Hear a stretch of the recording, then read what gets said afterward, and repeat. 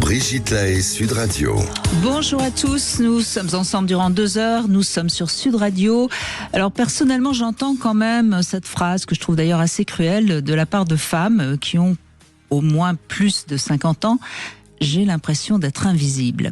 Alors c'est vrai que les femmes subissent plus l'affront du temps qui passe que les hommes. C'était vrai auparavant et c'est encore malheureusement assez vrai. Pourtant, les femmes aujourd'hui sont encore belles et peuvent prétendre aimer, désirer et faire l'amour bien après 50 ans. En tout cas, c'est le sujet que a eu envie d'aborder mon invité, Gérard Salama, qui est gynécologue et qui forcément connaît bien ces femmes puisqu'il les reçoit tous les jours.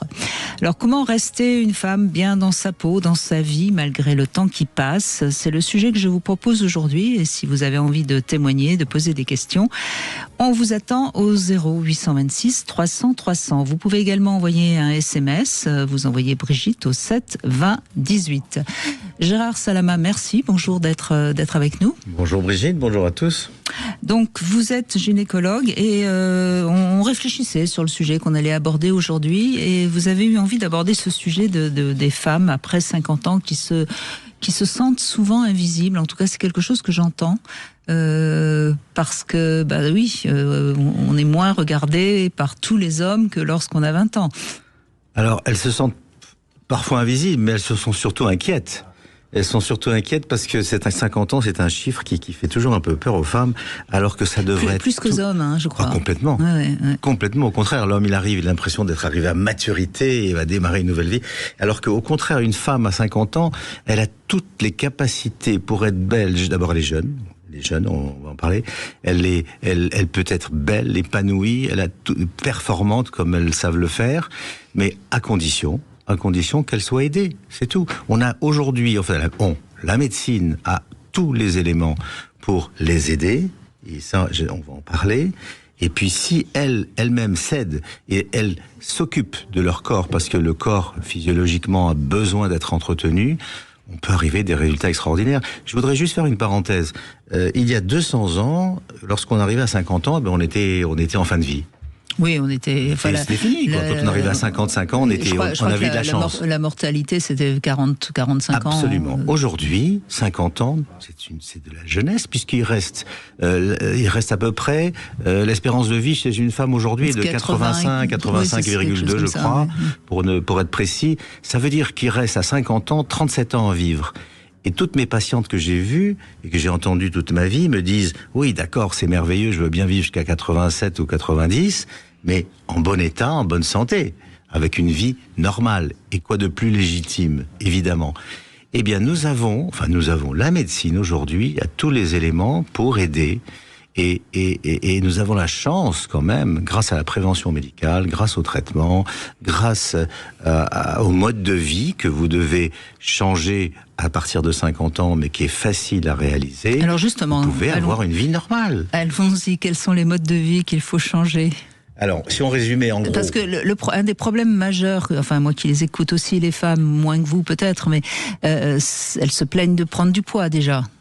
Alors, l'obsession de toutes les femmes, c'est le poids, évidemment. Oui, mais il n'y a pas que ça. Mais encore plus après 50 ans, ce qui n'a rien à voir avec la ménopause d'ailleurs. C'est plutôt oui, absolument. La et puis vieillesse, aussi peur de vieillir, c'est-à-dire peur de vieillir physiquement, avoir des rides, ne plus être une femme, ne plus être désirée, ne plus être désirable. Mais tout ça est faux. Une femme aujourd'hui à 50 ans et à 60 ans... Non, c'est un peu vrai quand même. Non, c'est faux si vous voulez... Non, mais je veux dire, sincèrement, une seconde, Gérard Salama.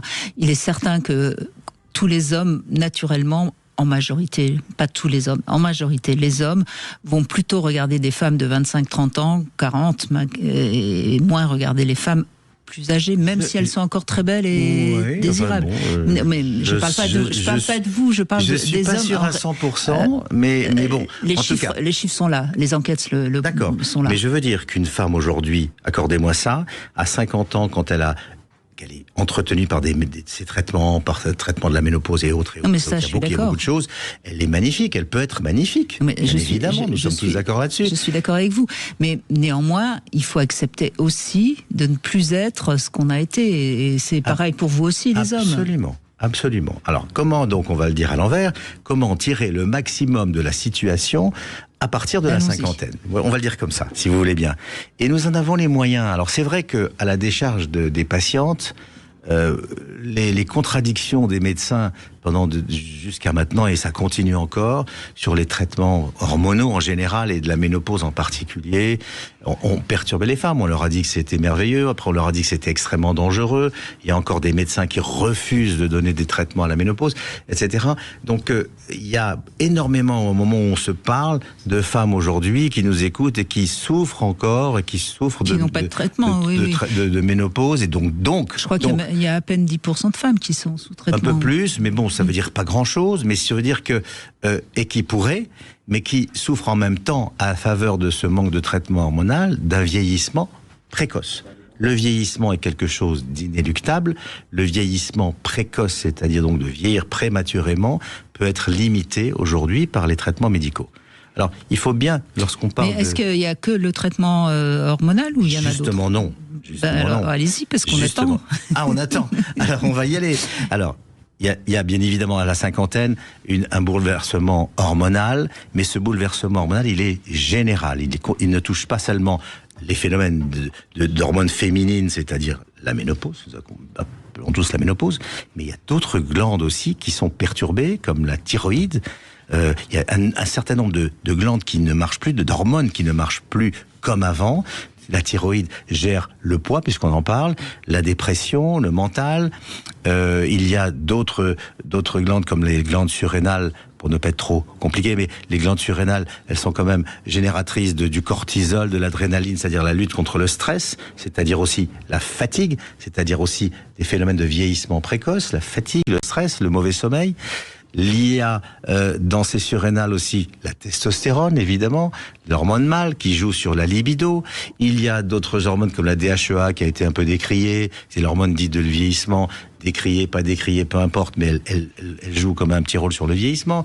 Il y a une hormone toujours par les surrénales, sur la rétention d'eau, donc le poids. Vous voyez qu'il y a un grand bouleversement qui n'existe pas chez les hommes, et heureux les hommes, qui font que l'organisme prend un coup s'il n'est pas régulé. Or, aujourd'hui, on peut le réguler et on va sûrement en parler.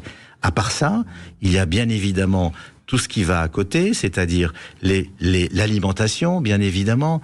Vous savez que les phénomènes inflammatoires accélèrent les processus de vieillissement. Or, l'inflammation passe essentiellement par l'activité physique dont on va parler et aussi l'alimentation. Il y a l'activité physique, et l'activité physique, ça ne veut pas dire qu'on doit faire un marathon tous les jours. Au contraire, on a des notions aujourd'hui qui nous disent qu'il faut faire peu de choses, mais les faire tous les jours. Enfin, il y a tout ce qu'il faut pour entretenir sa santé mentale. Santé mentale, c'est quoi ? C'est-à-dire faire travailler sa tête, ne pas vivre dans la solitude, être solitaire, avoir des contacts avec les gens. Sinon, les neurones, pardonnez-moi l'expression, se ramollissent. Enfin, ils vieillissent tout simplement comme le reste, mais il faut qu'ils vieillissent tardivement.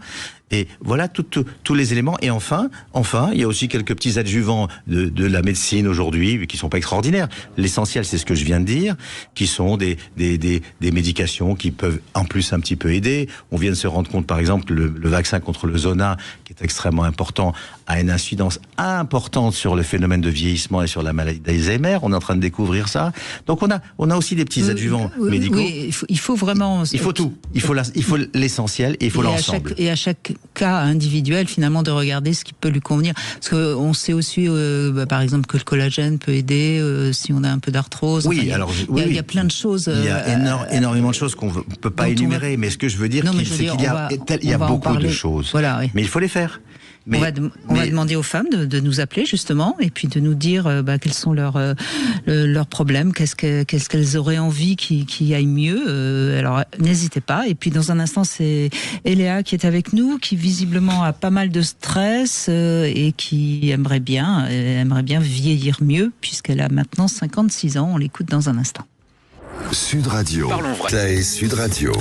Nous sommes avec Gérard Salama, gynécologue, qui nous propose de bien vieillir, quel que soit notre âge. Et donc, si vous avez envie d'avoir des conseils de Gérard Salama, c'est le moment ou jamais de nous appeler au 0826 300 300. C'est ce que a fait Eléa. Bonjour. Bonjour Brigitte, bonjour Gérard. Bonjour. Donc, vous êtes quelqu'un d'assez stressé déjà ? Oui, tout à fait. Déjà à la base, quand je travaillais, j'étais très stressée déjà.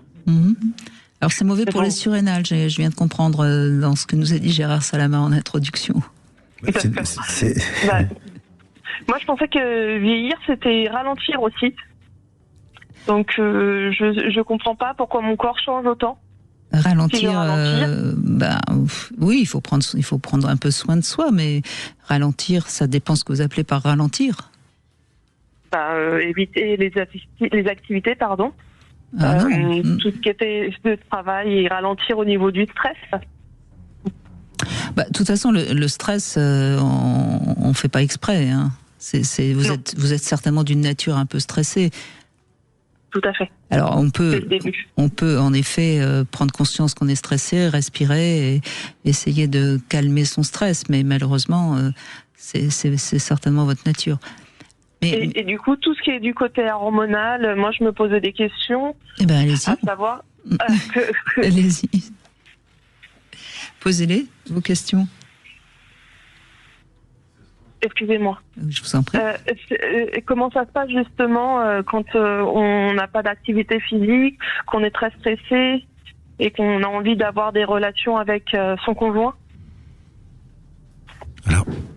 Alors écoutez-moi, vous avez 56 ans, vous êtes sous traitement hormonal ou pas? Non, plus du tout. Bon, pourquoi? Plus du tout. Ça veut dire que vous l'avez commencé et arrêté? Oui, exactement. Il y avait des raisons ou c'est votre médecin qui l'a arrêté? Non, je m'apercevais qu'il n'y avait pas de différence. D'accord. Alors, comme j'ai dit tout à l'heure, il y a un chamboulement, un bouleversement hormonal général, et puis il y a aussi tous les facteurs associés. Donc, il faut absolument que, comme toutes les femmes d'ailleurs, tous les ans, vous fassiez un bilan complet hormonal qui gère tout le système hormonal. Il n'y a pas que la ménopause. Donc, la ménopause n'a pas suffi chez vous, mais il faut aller voir aussi le reste. Il y a énormément d'hormones, il y a énormément de traitements qui peuvent booster, comme on dit, votre énergie, parce que je crois que c'est ça que j'ai compris, c'est moins d'énergie. Bien sûr, vient de se greffer les problèmes personnels ou de stress et psychologiques, mais il y a aussi quand même un certain nombre d'éléments. On parlait de cortisol tout à l'heure, on parlait de DHEA, on parlait d'alimentation. Il y a beaucoup de choses à voir. C'est pour ça que je vous disais, c'est un tout. C'est pas un traitement de la ménopause et je vais revivre. Non, c'est la preuve. C'est votre échec. Il faut aller voir tout et c'est pas compliqué. Il suffit de faire un bilan annuel une seule fois par votre généraliste ou par votre médecin et faire déjà un premier point. Et après, selon les résultats, ou vous aidez parce qu'il y a des manques, ou bien au contraire, vous expliquez un autre mode de vie, parce que souvent, on croit avoir un merveilleux mode de vie, on croit bien manger, mais on mange mal, on croit faire beaucoup de sport, mais on n'en fait pas assez, ou on en fait trop. Il y a tout un ensemble qui doit être corrélé, et il faut un coordinateur. Et ce coordinateur, ça ne peut être que le médecin. D'accord. C'est vrai que j'avais pas exploré cette source. Donc, merci pour vos conseils. Mais vous faites un peu de sport, vous bougez un peu? Je fais un petit peu de marche active, effectivement, pour rester toujours en activité. Après, effectivement, je ne sais pas si c'est assez ou pas assez.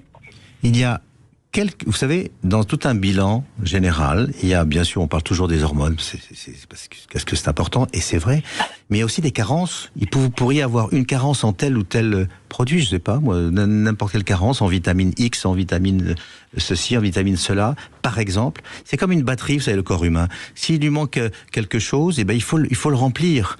Donc il y a tout un ensemble, mais ça c'est qu'un bilan général, et je répète, simple, non onéreux, facile, mais qui n'est pas prescrit par les médecins, qui n'est pas suggéré malheureusement souvent, et que vous devez, vous les femmes, réclamer. Et à partir de ce moment-là, deux choses. Ou bien il manque, on va compenser. C'est comme ça, comme une batterie. Et s'il manque pas, se rapprocher ou de la psychologie, ou bien des vitamines, ou bien d'autres choses pour booster un petit peu l'énergie dans le corps humain. Voilà, c'est tout. Et votre alimentation, et votre gymnastique, et votre sport, et voilà. Oui, parce que c'est vrai, quand je suis partie à la pharmacie, et tout de suite, ils nous parlent de compléments alimentaires, mais j'avais pas fait de prise de sang avant. Oui, alors attention, les compléments alimentaires aussi, on en parle beaucoup, mais il faut être plus précis. Le complément alimentaire, c'est beaucoup de un petit peu, si je peux me permettre l'expression. D'accord. Donc ça marche pas toujours et c'est pas le miracle non plus. Non, ce qu'il faut, c'est savoir s'il vous manque telle ou telle vitamine, tel ou tel produit dans votre sang, et c'est là qu'on va compenser. Ça peut être de la vitamine D, ça peut être du calcium, ça peut être du magnésium. Surtout qu'on est à la sortie de l'hiver, donc il peut y avoir forcément des carences déjà en temps normal, et encore plus après la cinquantaine, et encore plus après la soixantaine et plus. Il faut compenser. Et puis sinon, sur le plan moral, si je puis dire, Eléa, vous passez bien ce cap de la cinquantaine, ou ça vous déprime, ou comment vous la ressentez? Cinquantaine, c'était déjà difficile, mais là, passer les 55 ans, ça l'est encore plus, en fait. Oh là là, qu'est-ce que ça va être à 60 alors? C'est un peu ça. Plus on avance dans les années, et plus il me faut quand même du temps pour réaliser que... Oui, mais alors, non, mais c'est important ce que vous dites, parce que c'est ce qu'on entend souvent. Alors d'abord, il y a une très très bonne formule qu'il faut se retenir. On n'a rien trouvé de mieux que vieillir pour pas mourir. Hein? Donc déjà, faut savoir ce qu'on veut. Hein? Vous avez envie de mourir? Non, pas du tout. C'est ce qui me conforte, effectivement, quand je vois qu'il y a des personnes qui me reviennent. Ensuite, il y a des personnes qui vont être très malades, très jeunes, avec des maladies auto-immunes ou je ne sais quoi. Et puis, il y a des personnes qui sont encore formidablement bien à 90 ans. Donc, il faut maintenant savoir juste que parce que on vieillit, le corps, comme tout, vieillit. Hein, c'est pareil, quand on voit une maison, elle paraît moins neuve 50 ans après que quand elle vient d'être construite. Hein. Donc c'est la vie qui est comme ça. Donc maintenant, il faut que vous appreniez à voir comment vous pouvez profiter de ces années qui vous restent à vivre, sans vouloir faire comme avant. Vous voyez, je crois que c'est vraiment important de donner du sens aux années qui passent. Oui, je comprends et j'entends tout à fait ce que vous me dites. Parce que sinon vous allez d'abord moi j'ai rien contre par exemple la chirurgie esthétique, mais je pense que ces femmes qui vont aller de plus en plus essayer de se faire rajeunir, ça n'a pas de sens non plus. Ça a de sens. Trop parfois. À mon avis, ça n'a de sens que si elles vont bien déjà à l'intérieur, c'est-à-dire physiquement.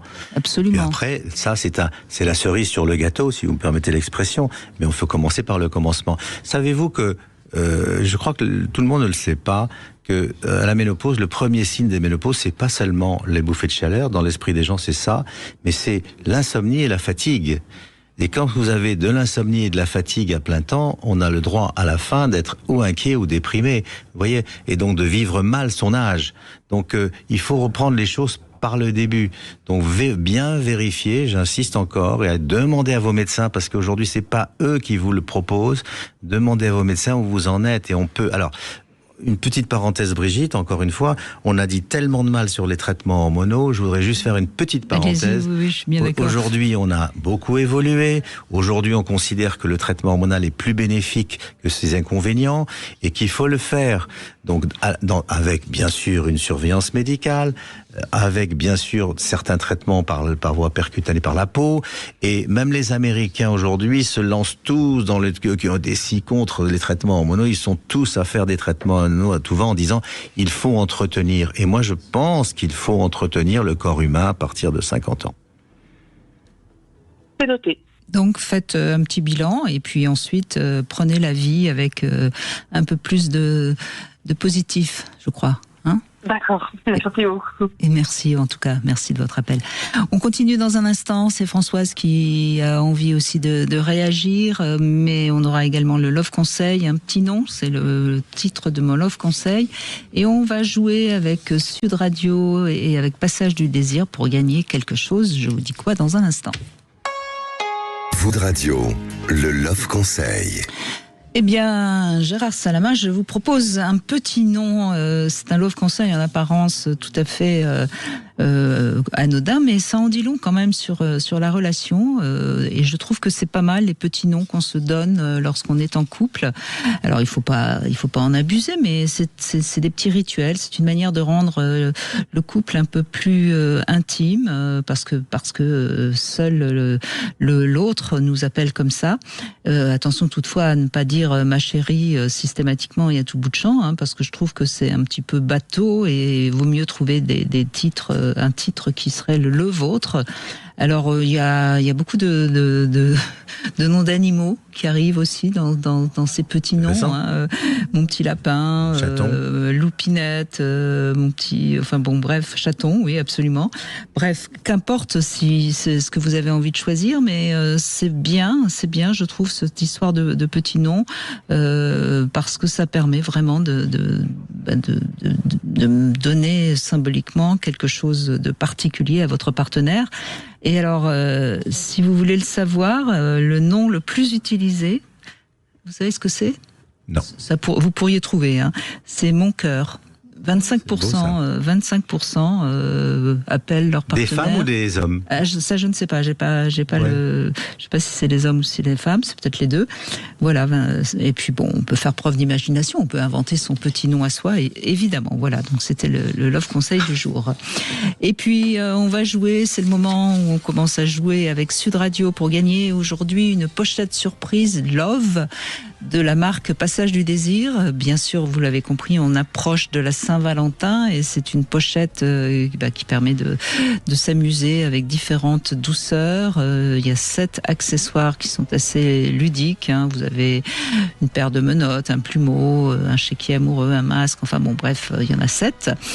Et puis vous pouvez envoyer dès maintenant Brigitte par SMS au 7 20 18 et l'un d'entre vous sera tiré au sort. Bonne chance à tous. Et on retrouve Françoise maintenant. Bonjour Françoise.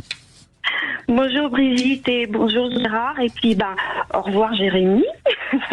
Je vois que Jérémy a beaucoup de succès avec mes auditrices. Jérémy, enfin. Vous saviez ce prénom. Bon, bref. Oui. Pas comment faire. Il est adorable. Je peux comprendre que vous soyez toutes sous son charme. Bon, voilà. Alors, si je me permets aujourd'hui, alors merci déjà de me prendre à l'antenne. Je vous en prie. Ce qui m'a fait réagir, parce que je vous écoute assez souvent, c'est le côté invisible. Oui. J'ai 59 ans. Je ne me sens pas invisible à cet âge-là. Au contraire. Au contraire. Je ne sais pas comment je vais expliquer ça. Je suis actuellement avec donc un compagnon qui est un peu plus jeune que moi. J'ai perdu ma maman il n'y a pas longtemps. Et en fait, j'allais dire ma libido, c'est un petit peu, un petit peu parti. Et après la mort de votre mère? Oui, j'avais besoin d'une pause. Oui, c'est un deuil, c'est le deuil le plus important, hein, quand même. Donc ça peut se comprendre. Et puis les problèmes de boulot. Enfin, vous voyez le contexte tout autour de ça. Sachant qu'il est très présent, qu'il m'a aidé, etc. Mais j'ai eu ce reproche de justement, je n'avais plus cette. Alors je ne suis pas encore trop mal, hein, voilà. Je suis encore un peu active. On va positiver, hein. Je suis encore très bien. Vous n'allez pas me dire je suis pas. Hein, on est d'accord. Hein. Alors, je peux me permettre, je vous expliquerai après parce que j'ai vous savez, en attente off au téléphone, je n'ai pas entendu toutes les personnes avant moi. Mais la vieillesse n'est pas physiquement une perte de quelque chose. Toutes les femmes ont le physique qu'elles ont et plaisent aux hommes qui ont besoin, aux hommes ou aux femmes, hein, attention, hein, à un compagnon éventuel, de ce qu'ils recherchent chez l'autre. Et on plaît à tout le monde en fait. Et la vieillesse, c'est peut-être une dégradation physique particulière, mais en fait elle n'est pas plus d'une apparence physique autre. Enfin, je comprends ce que vous voulez dire. On vieillit certes, mais notre physique ne change pas du tout au tout. C'est ça que vous voulez dire? C'est ça. Hein, oui, bien d'accord. Par exemple, je vous dis une bêtise. J'ai des vergetures aux fesses et que j'ai 59 ans ou 30 ans parce que je viens d'avoir un enfant ou quoi que ce soit. C'est pareil. C'est la différence. Bien sûr. Exactement. Bien sûr. Je suis grosse, je suis fine, je suis petite, voilà. Et les femmes ont tendance à prendre le mot vieillesse comme une dégradation d'un physique qui, nous les femmes, encore plus, maman ou pas maman, etc., on voit notre corps changer tout le temps. tout le temps. Sauf que le mot vieillesse, je sais pas pourquoi, ça casse quelque chose. Moi, non. Mais c'est bien parce que on a entendu Eléa qui avait pas tout à fait la même façon de voir les choses que vous. Donc on voit bien que déjà vous, a priori, on se fait pas trop de soucis pour vous. Hein. C'est une approche optimiste et positive du vieillissement, pas de la vieillesse, mais du vieillissement. Et ça, c'est très bien. Mais on ne peut pas empêcher une femme de se regarder dans la glace et de voir apparaître quelques rides et d'avoir des inquiétudes. Je trouve ça, je ne suis pas une femme, mais je comprends très bien ça. Et si, simplement, ce que j'ai dit tout à l'heure, on pouvait éviter, ou pas éviter, mais au moins retarder ces rides, et tout le reste, hein, ça peut être de la sécheresse vaginale, ça peut être aussi de la sécheresse de la peau, ça peut être de la fatigue et des douleurs articulaires. Si on pouvait les pousser un peu plus tard, ce serait quand même bien aussi. Vous voyez ce que je veux dire ? Vous avez une vision optimiste, il y en a qui ont des visions très pessimistes, mais d'une manière générale, le dénominateur commun des femmes à cet âge-là, c'est l'inquiétude. C'est l'inquiétude de vieillir. Oui, mais alors c'est pour ça aussi, j'en viens à ça. Ce côté, oui. Là, par contre, je suis d'accord avec vous. Alors, je reviendrai peut-être, si j'ai le temps, bien sûr, sur le côté invisible. Mais par contre, je suis d'accord avec vous, cette inquiétude des femmes d'un changement d'apparence, voilà, que les médias ou que à l'extérieur on puisse. Oui, mais Françoise, je crois quand même, je suis personnellement tout à fait bien et j'accepte mon vieillissement, donc je suis d'accord avec vous. Mais en même temps, je prends un peu la défense de toutes ces femmes, parce qu'il y a quand même des choses qui se passent à ces âges-là qui sont difficiles. D'abord, elles se font parfois plaquer par leur mec pour une femme plus jeune. Ça, c'est peut-être la chose la plus difficile. Bon, ok, peut-être qu'elles sont un peu responsables, parce que dans un couple, on est toujours un peu responsable quand on nous quitte, mais quand même, ça peut être un sacré coup au moral.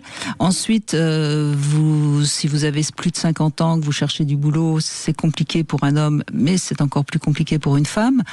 Ensuite, vous avez des tas de choses qui font que le corps change, et pour une femme qui est beaucoup plus dans son besoin d'être physiquement. Enfin, regardez, on accepte assez facilement un homme qui prend du ventre, on en sourit. Une femme qui est un petit peu en surpoids, tout de suite on dit qu'elle est grosse. Donc, vous voyez bien qu'il y a quand même une différence fondamentale. Et je peut tout à fait entendre que pour des femmes qui ont peur de vieillir, ça soit quelque chose de terriblement inquiétant. Tout à fait, Brigitte. Et puis, au-delà de ce qu'on vient de dire, c'est-à-dire la peau, l'apparence physique, on va dire comme ça, la peur d'avoir une apparence physique différente, mais il y a ce phénomène de poids. Et ça, chacun sait que pour une femme, c'est ce qu'il y a de plus terrible. Et ce problème de poids est lié à la fois à des facteurs hormonaux, mais aussi à des facteurs bien sûr émotionnels, et aussi à des pathologies parfois, des diabètes, des prédiabètes, etc. Et c'est pour ça qu'il faut aller chercher et essayer de trouver une solution, en tout cas une solution préventive aussi. Ça veut dire qu'il faut aussi traiter quand tout va encore bien. Et c'est pour ça que j'insiste sur le point du médecin qui doit être là, qui doit être présent, et aussi à travers le médecin de la patiente qui doit aller le voir, parce qu'il y a beaucoup de gens qui ne consultent pas.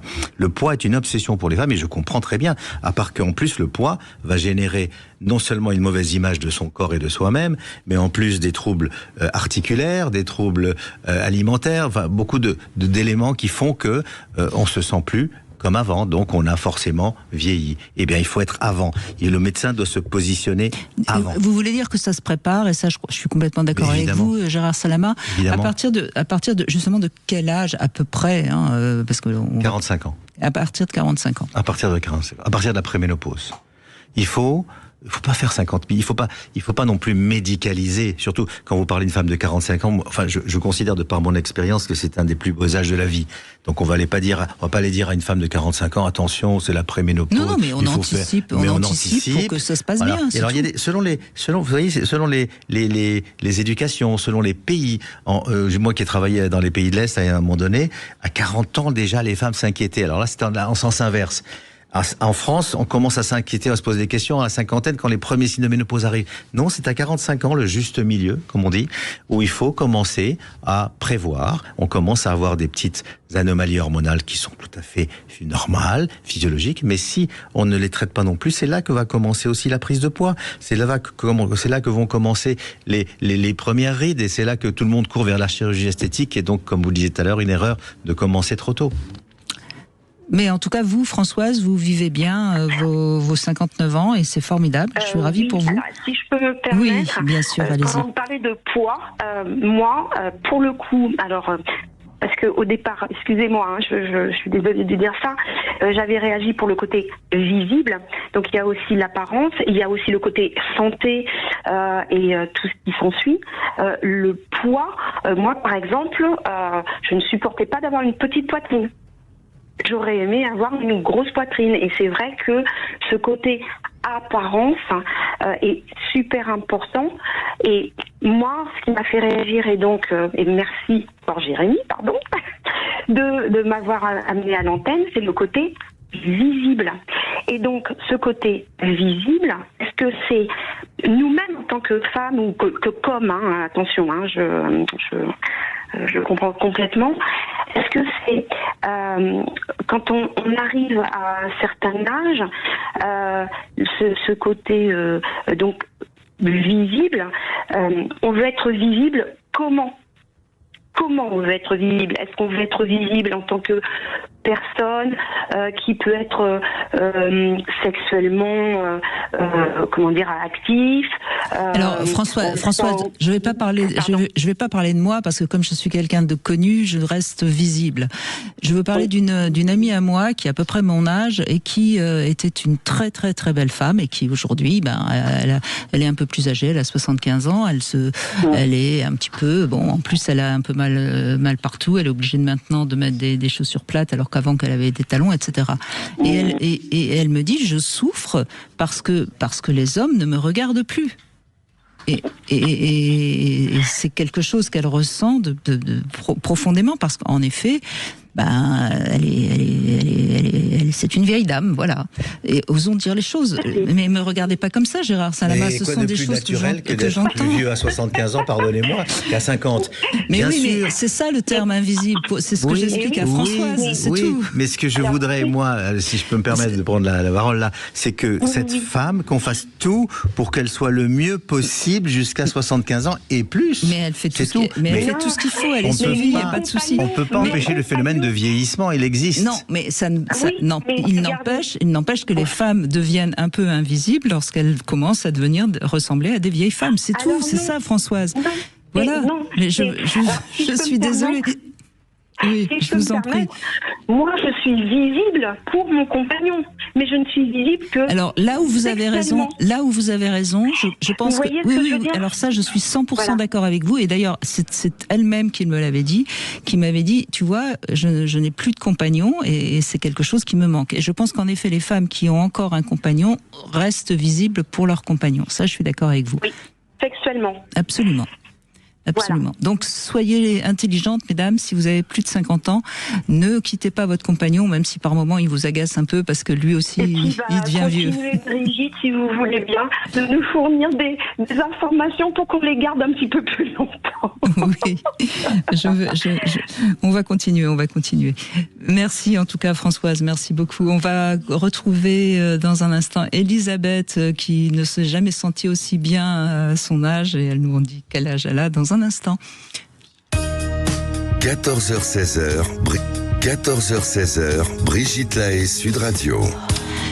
On est avec Gérard Salama et on essaye d'aider les femmes à bien accepter de vieillir. En gros, c'est un peu ça. Et de tout faire pour bien vieillir. Et vous avez beaucoup de cartouches dans votre sac, oui, Gérard Salama. J'en ai plein. Bon, et c'est Emma qui est avec nous. Je crois qu'on va encore changer. C'était quelqu'un d'autre. Bonjour Emma, c'est pas grave. Oui, bonjour Brigitte et bonjour à toute l'équipe. Bon, vous avez un peu plus de 60 ans ? Oui. Bien plus de 60 ans et voilà, je voulais témoigner parce que c'est vrai que un conseil très important, je vous écoute souvent, très important, c'est le moral et puis prendre soin de soi, de son corps et puis rire, s'amuser, profiter de la vie, voilà. Absolument. Ce qui fait que je n'ai jamais eu, même en travaillant sur Marseille, donc dans des boîtes assez importantes, je n'ai jamais eu de problème de ménopause. D'un coup, j'ai plus eu mes règles, c'était tant mieux, on débarras. Voilà. Mais ça c'est intéressant parce que c'est ce que j'entends quand même, et je pourrais presque dire que c'est quelque chose que je crois volontiers. Gérard Salama, les femmes qui n'ont pas peur de vieillir, qui sont des femmes qui aiment la vie, qui sont des femmes désirantes, très souvent leur ménopause se passe très très bien. Alors ça voudrait dire qu'il y a quand même une influence du mental. Alors je parle à un médecin. C'est absolument certain. Comme les gens qui sont positifs, d'une manière générale, quel que soit leur âge, ont moins de maladies que ceux qui passent leur temps à se regarder le nombril en disant je suis malade et je passe leur temps chez les médecins. Paradoxalement, ceux-là ont plus de maladies, c'est de la statistique, que celles de ceux qui sont positifs. Donc la positivité est un élément très important. Ça influence sur le système immunitaire, bien sûr, sur le système immunitaire et sur le système hormonal, mais il faut dire aussi que la vie est un peu injuste. Il y a beaucoup d'auditrices qui vont vous dire que moi la ménopause je connais pas, c'est ce que je viens d'entendre. La ménopause je connais pas, j'ai passé un cap magnifique. Et tant mieux. Mais il y en a aussi beaucoup d'autres qui ont eu des tas de drames et d'inconfort dans leur vie, si bien que c'est effectivement injuste. Mais donc il faut à la fois traiter que celles qui ont des problèmes, mais quand même être vigilant. Parce qu'il y a le côté ressenti et le côté réellement physiologique. C'est pour ça que je disais il faut toujours faire des bilans, parce que si on passe une ménopause comme vous dites, c'est-à-dire pas de chaleur, pas d'insomnie, pas de fatigue, etc. Inéluctablement quand même va s'inscrire une ostéoporose ou des troubles des os, des articulations plus tard et tout. Donc il faut quand même rester un petit peu vigilant. Mais bien sûr que tout le monde, chacun, moi j'ai toujours dit, pardonnez-moi Brigitte, j'ai toujours dit il n'y a pas une ménopause, il y a des ménopauses, chacun la sienne. Non mais ce que je voulais juste dire, c'est qu'en effet, vous allez peut-être très bien et tant mieux pour vous. Et puis, mais il y a peut-être des petites choses pas très graves, mais qui sont sous-jacentes et qui peut-être à long terme vont être plus compliquées à traiter. Alors que si vous les traitez tout de suite, ils vont sortir plus tard. Il y a des carences qui sont peut-être. Ils vont sortir plus tard. On est d'accord. Donc là, je suis complètement d'accord avec Gérard Salama. Ça coûte pas grand-chose de faire un petit bilan et ça permet de pallier les petites carences. Et puis faire attention aussi à son alimentation. Parce que je veux dire, quoi qu'on en dise, vieillir, c'est normal. Quand on vieillit, notre corps se fatigue plus, et puis c'est tout. C'est normal. Et c'est valable pour tout le monde. Là-dessus, c'est pour ça qu'il faut compenser, oui. Comme disait quelqu'un disait, la vie est toujours une chose qui se termine toujours mal. Donc voilà, mais il faut la vivre bien et il faut la vivre autant que le mieux possible. Mais pour ça, il faut être aidé et s'aider soi-même. Et c'est pour ça que je voulais qu'on parle. On en parlera de l'alimentation. Justement, parlons-en de l'alimentation. Quelles sont les choses qu'il faut éviter justement quand on vieillit, qui sont inflammatoires, j'imagine. Je vais vous faire juste un tout petit résumé de 30 secondes. Le phénomène du vieillissement des cellules. Pourquoi et comment nos cellules vieillissent? Pourquoi? Subitement. Bon, il y a un phénomène qui se fait génétiquement, bien évidemment, mais quel est le phénomène pratique qui fait que nos cellules vont vieillir? Il y a trois choses. La première s'appelle la glycolysation. Pour parler simple, ça veut dire du glucose et du sucre. Ça veut dire que les sucres sont des poisons à partir de la cinquantaine et même avant. Mais à partir de la cinquantaine, le sucre est un poison. Nos cellules, pardonnez-moi l'image, mais vont se caraméliser. Ça veut rien dire, mais c'est un peu ça. Et vont donc disparaître, s'étioler et mourir. Et c'est un phénomène de vieillissement. Le deuxième phénomène du vieillissement cellulaire, c'est l'inflammation. Et ça passe aussi, on va en parler, par l'alimentation encore. Les phénomènes inflammatoires. Alors, il y a les maladies inflammatoires, comme beaucoup de gens ont, mais il y a aussi l'inflammation cellulaire qui vient de notre mauvaise alimentation. Et enfin, le troisième élément qui concourt au vieillissement cellulaire, c'est l'oxydation. C'est comme si il y avait trop d'oxygène. Imaginez que les cellules rouillent, si on peut parler comme ça. Et donc, qu'est-ce qu'on va faire dans ces cas-là? La glycolysation, l'excès de glucose, c'est facile, c'est l'alimentation, et s'il faudrait, dans l'idéal, supprimer tous les sucres, en tout cas tous les sucres rapides, ça, c'est clair. C'est un fait établi par tous les nutritionnistes. C'est un poison. Bon, on peut manger du sucre de temps en temps, mais il faut éviter. Et au sujet de l'inflammation, Oui. Oui, l'inflammation, qu'est-ce qu'il faut éviter? L'inflammation vient de l'alimentation. Oui, mais qu'est-ce qu'il faut éviter? On va y arriver. Non, mais c'est pour ça que je vous... Absolument. Alors, comment manger? Quelle est l'alimentation idéale, si vous voulez? Bon, alors rien ne peut être idéal dans la vie, mais si on peut le faire le plus souvent possible, c'est une bonne chose. L'idéal, c'est le régime méditerranéen. C'est ce qu'on appelle le régime méditerranéen. C'est ce que disent tous les nutritionnistes, c'est tout ce que disent les chercheurs sur le vieillissement. C'est-à-dire des légumes et des fruits à volonté. Ça, c'est très important. Avec, en plus, diminution des cancers du côlon, diminution de pas mal de cancers aussi. On n'a pas parlé de ces maladies-là. Donc, les légumes à volonté. Éviter les laits de vache, plutôt des laits de brebis, de chèvres. Mais si on n'aime pas ça, manger des yaourts. Ça, c'est très important. Éviter dans tous les cas les viandes rouges, éviter les viandes. D'ailleurs, de moins en moins, vous remarquerez que les gens autour de nous mangent moins de viande aujourd'hui. Ça devient un petit peu... mais en même temps, c'est quelqu'un de médecin qui m'a dit ça. Il m'a dit il faut manger un peu de viande rouge quand même pour les muscles. Comme on perd du muscle, il faut quand même manger. On est dans le cadre général. Après, on va quand on dit il faut manger du poisson, ça veut pas dire parce que c'est mieux. C'est pas pour ça qu'il faut manger matin, midi et soir. Donc il faut manger 2 fois par semaine du poisson.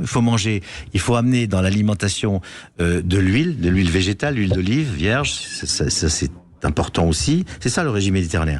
Et enfin, après les yaourts dont on a parlé, les poissons, il faut des céréales. Il faut 2 fois par semaine, il faut au moins des céréales, c'est-à-dire des flocons d'avoine, des riz complets, de l'épeautre aussi. Il y a des fois, tout le monde ne mange pas de l'épeautre. Il y a du pain à l'épeautre, je crois, dans les boulangeries. Mais il faut manger du riz complet, il faut manger des céréales.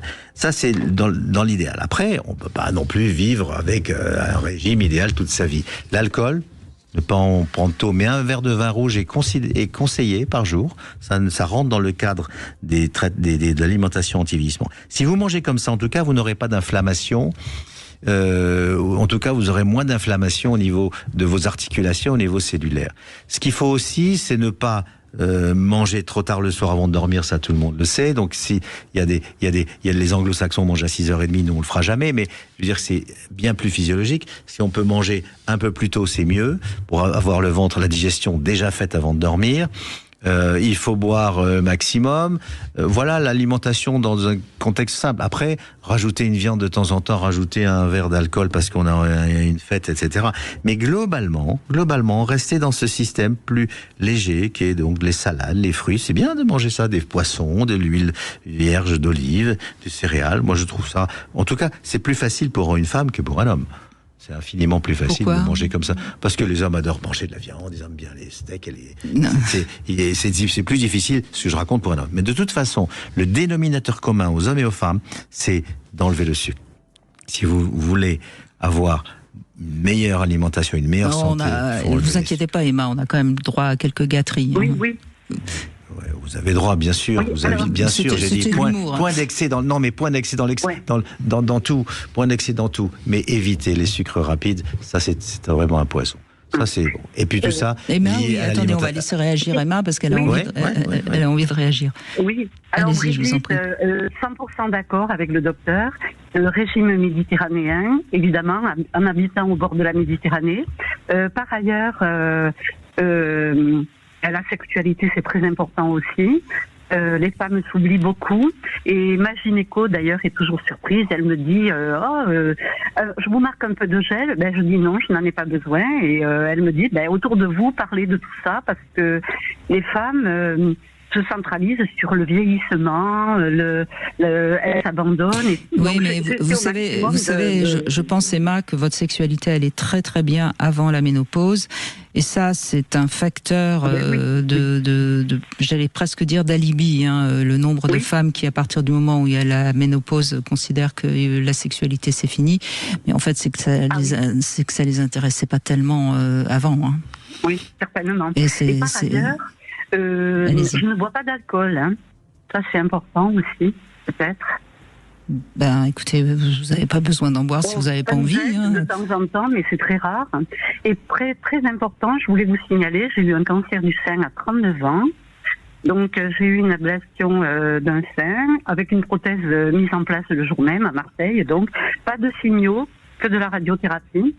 Et je m'en suis super bien sortie. Je suis partie 3 mois après, même pas 2 mois après les rayons, habité à l'étranger, dans des pays un peu de folie. Et voilà, et tout s'est bien passé, les enfants, tout. Voilà. Donc je voulais absolument témoigner de tout ça, parce que ma gynéco me dit, parlez aux femmes. Bon, ben alors, le meilleur canal, c'est vous, hein, en fait. Et donc, quel serait votre secret? Aimer la vie, c'est ça? Qu'est-ce que vous diriez? Et moi, je ne pense pas quand je serai vieille, en fait. Peut-être que... Mais vous n'êtes pas très vieille. Hein. Mon ami est bien plus jeune que moi et je ne fais pas attention aux gens. Au départ, ça a été un peu difficile, il y a 4 mois. C'est drôle parce que Françoise, pareil, son amie était plus jeune. Donc, il faut prendre des hommes plus jeunes, finalement. Oui, ça doit être ça. Et j'ai fréquenté un homme plus âgé, mais quelque temps, mais bon, qui est décédé. Mais ça, c'est plus ancien. Mais là, vraiment, être amoureux, ça, c'est le top. Ah bah oui, ça c'est sûr. Quel que soit l'âge, être amoureux, ça donne toujours, ça booste toujours un petit peu tout le système.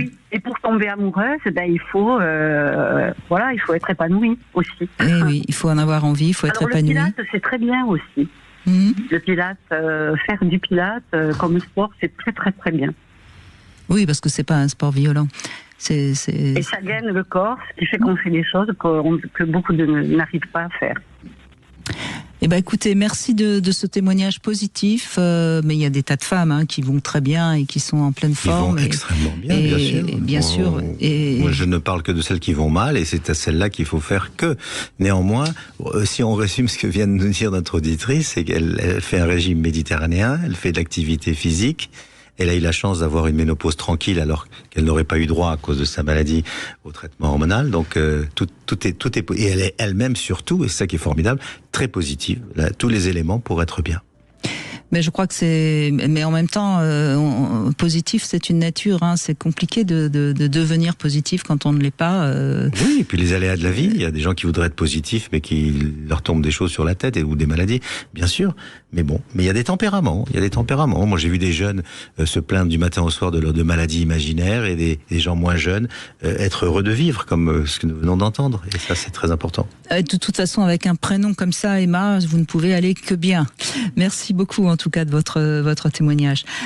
On va faire une petite pause. On continue bien sûr après les infos. N'hésitez pas, si vous avez des questions précises à poser à Gérard Salama, il est gynécologue, il pourra vous répondre. Et puis vous avez une petite devinette qui va vous permettre de trouver la réponse peut-être durant les infos. Pourquoi il ne faut jamais faire l'amour le samedi soir?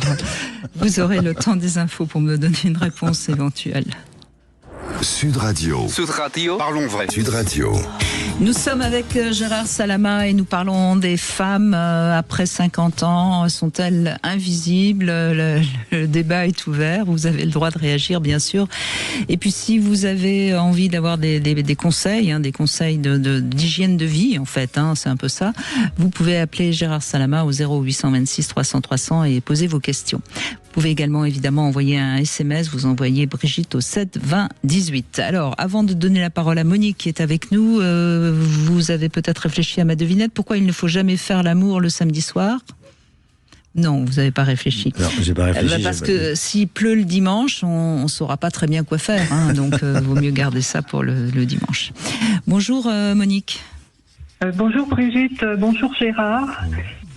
Voilà, je voulais témoigner parce que j'ai entendu le début de l'émission et en fait, je suis convaincue des bienfaits du traitement hormonal. J'ai 70 ans, j'ai eu pendant 20 ans un traitement hormonal qui m'a maintenue en forme. J'étais toujours, on me dit que je ne fais pas mon âge, je suis active, j'ai plein d'activités physiques, d'occupation aussi dans le bénévolat. Et puis depuis 2-3 ans, par contre, j'avais quand même des problèmes de sécheresse vaginale, donc ont été traités avec du gel hormonal, des gels hormonaux. Et par contre, là, on vient de me découvrir un cancer du sein, donc qui a été opéré début janvier. Et par le fait, j'ai été obligée d'arrêter mon traitement hormonal.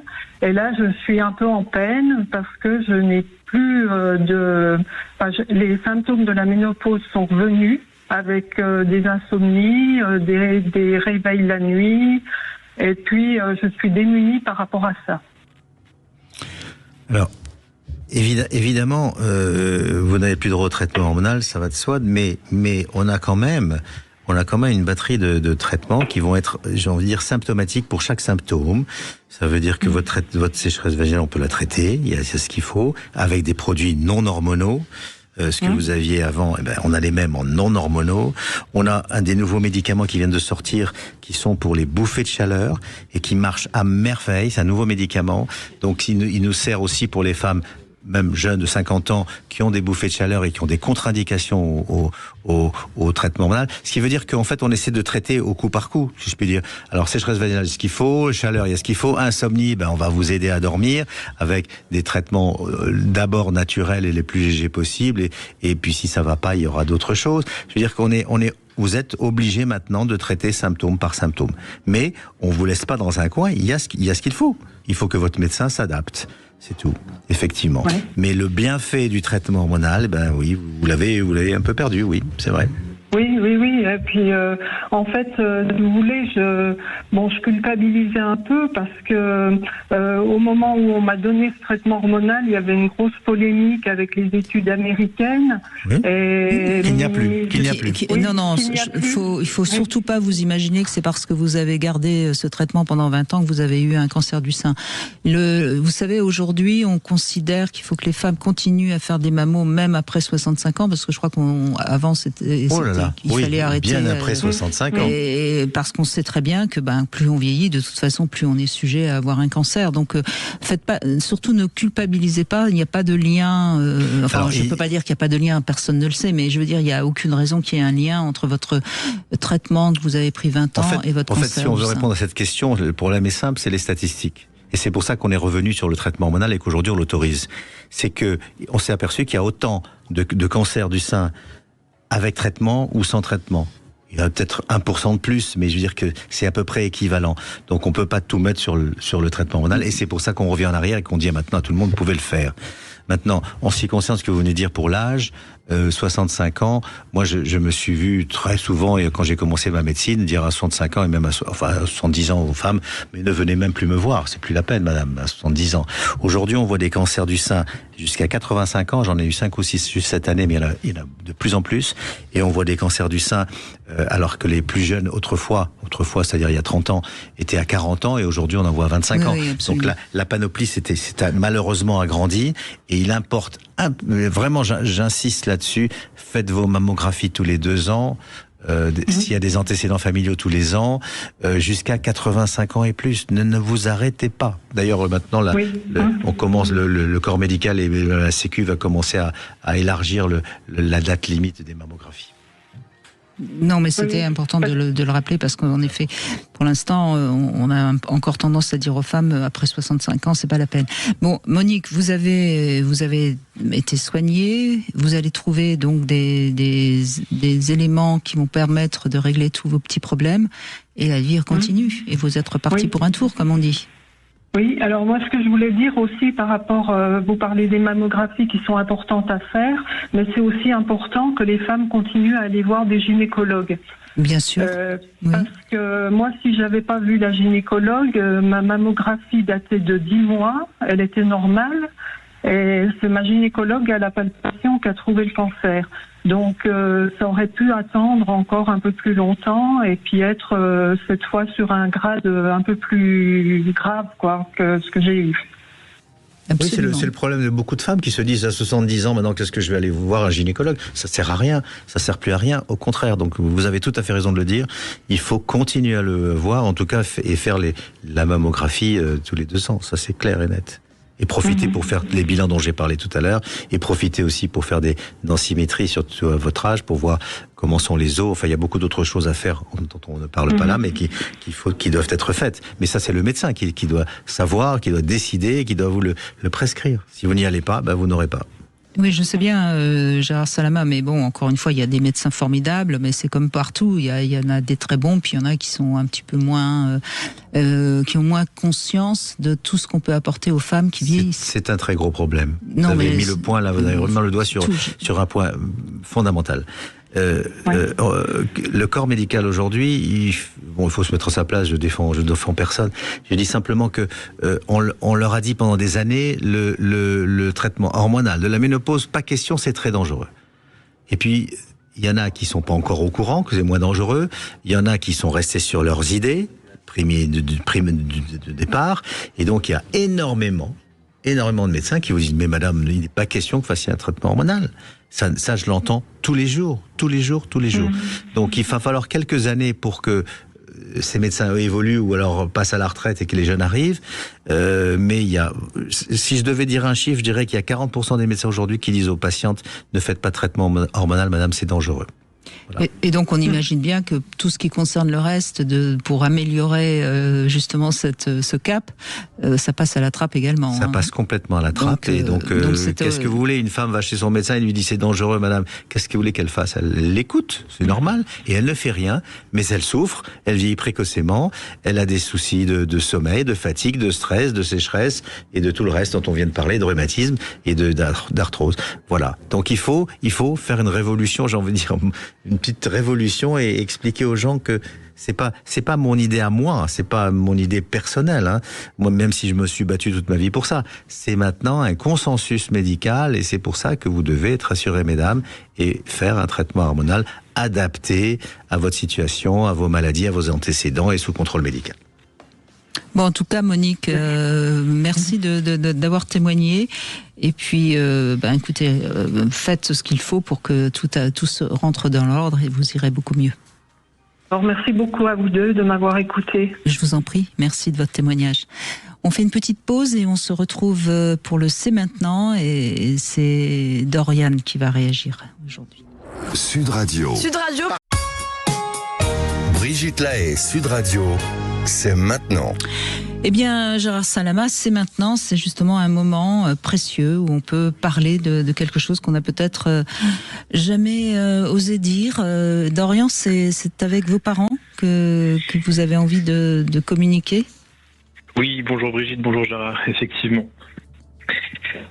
Alors en fait, moi, ce qui se passe, en fait, c'est que j'ai jamais osé dire à mes parents qu'ils avaient un côté très strict qui, en fait, m'a étouffé depuis très jeune. C'est-à-dire qu'il y avait beaucoup de règles, en fait, beaucoup d'interdits, et je me rends compte que j'ai surtout appris à leur mentir, à leur cacher la vérité et à tester leurs limites. Vous étiez un petit malin alors, hein? Oui, c'est ça.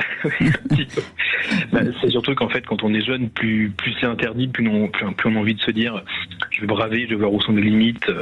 Pas forcément pour provoquer, en fait. C'était juste parce que je voulais exister un peu et oui, bien sûr, mais c'est à partir de quel âge vous avez commencé à comment dirais-je, 12-13 ans, enfin, au début de l'adolescence, début de la puberté. Début de l'envie de sortir, Parce que vous aviez certainement une grande force vitale qui n'était pas canalisable par vos parents, hein, et donc non, pas du tout. Donc pour ne pas vous mettre en tort vis-à-vis d'eux, il a fallu que vous mentiez, que vous trichiez.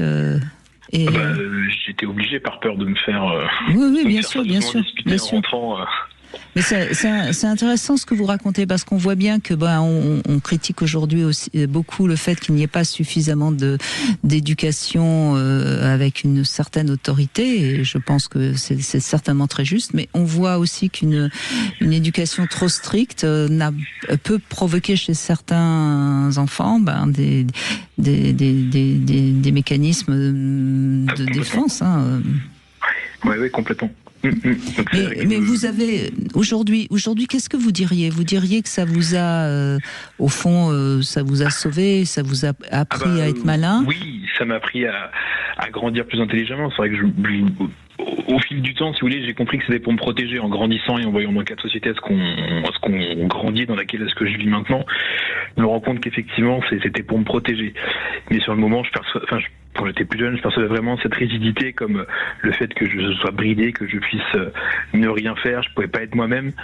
Et c'est vrai que je l'ai pas très très bien vécu étant plus jeune. Maintenant, avec le recul, oui, j'ai changé mon point de vue. Mais objectivement, alors, puisque vous avez visiblement du recul et que vous avez su analyser les choses, est-ce qu'ils étaient réellement très stricts, ou est-ce que c'est vous qui aviez beaucoup de vitalité, beaucoup d'envie, et qu'il fallait que vous sortir de ce carcan?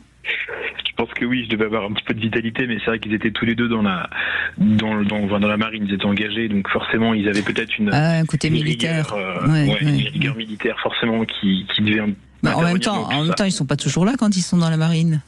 Non, mais quand même, quand je les voyais, c'était un peu particulier. Vous aviez des frères et sœurs? J'ai un petit frère, qui sentit un peu la même chose, oui. Ouais. Et lui, il a fait pareil, il a menti, il s'est évadé. Oui, c'est-à-dire que l'avantage, c'est qu'on n'a que 2 ans de différence. Donc vous lui avez montré le chemin. Ouais, absolument. Et aujourd'hui, vous en avez parlé à vos parents ou pas? Non, pas du tout. J'ai jamais osé leur en parler. Et pourquoi vous leur en parleriez pas? Je pense que ça vous ferait du bien. Ouais, je pense, mais c'est vrai que je veux pas qu'ils pensent qu'ils ont flotté, qu'ils ont raté quelque chose dans l'éducation. Ils n'ont pas raté puisque vous avez l'air d'aller bien et vous avez l'air d'être conscient. Et vous êtes conscient que c'était leur modèle éducatif. Vous avez fait comme vous pouvez et vous en sortez bien. Enfin, je veux dire, ils vous ont quand même donné les bonnes valeurs de la. Les bonnes valeurs, oui. Oui, il y a une question qui m'interroge et que je voudrais vous poser, Dorian. Il y a une question qui m'interroge. Quand vous estimez que vous aviez fait, on va dire, vous avez menti un petit peu à vos parents, même beaucoup, mais vous aviez fait des bêtises, si on peut appeler ça comme ça, dans le jargon. Est-ce qu'il y a des bêtises qui étaient graves, finalement? Ou vous avez canalisé ça? Parce que c'est ça le problème. Le vrai problème, c'est ça. Non, c'est toujours des petites... Voilà, vous avez réussi à canaliser les petits extras, comme on dit. Mais il n'y a jamais eu de quoi que ce soit de condamnable, de dégradation, de violence, c'était toujours des camineries. C'est le problème qui peut se poser à d'autres enfants quand ils sont fragiles, et c'est ça le problème, c'est qu'ils peuvent à ce moment-là dériver et faire des bêtises. Exactement, oui. Et c'est ça que vous avez réussi à faire, tant mieux, mais tout le monde n'aurait pas eu peut-être votre force de caractère. En même temps, peut-être que votre éducation un peu stricte vous a éloigné de la drogue, de plein de choses qui ne sont pas bonnes. Oui, c'est vrai qu'après l'interdit pousse forcément à faire beaucoup de choses qui ne sont pas forcément toujours bonnes. Oui. Ça dépend comment c'est fait l'interdit. Vous voyez, je pense que vos parents, certes, ne voulaient pas que vous sortiez. Vous aviez envie de sortir et vous avez dû, je ne sais pas si vous êtes passé par la cheminée, le balcon ou la cave, par la fenêtre tout simplement. Bon, mais je dirais que ça c'est pas très grave.